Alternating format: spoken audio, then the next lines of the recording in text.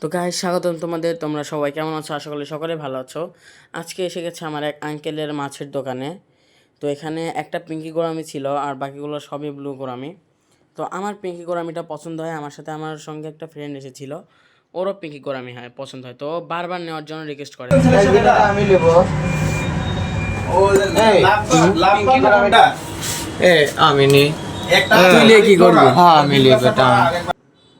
বারবার রিকোয়েস্ট করতেছে। আমি নি না। আমি নি।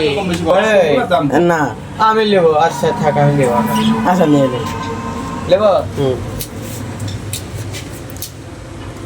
একবার ব্রিড করা।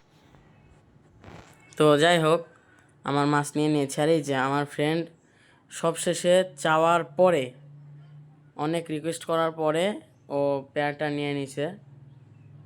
দেখেন, ওর পেয়ারটা কিন্তু অনেক সুন্দর হয়েছে। ওর পেয়ারের মধ্যে হচ্ছে এই যে যেটা পিঙ্কি গোরামি, এই পিঙ্কি গোরামিটা হচ্ছে ফিমেল, আর যেটা হচ্ছে ওর এই যে দেখেন পিঙ্কি গোরামিটা ফিমেল আর ব্লু গোরামিটা হচ্ছে ওর মেল।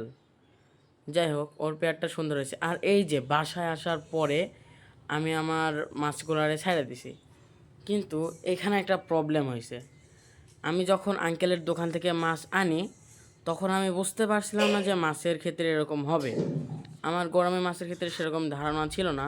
তো আমি বাসা আসার পরে দেখি যে আমার গরমে মাছ দুইটাই ফিমেল আর দুইটাই লড়ে। তো আঙ্কেলকে আমি কল দিয়ে জানাই।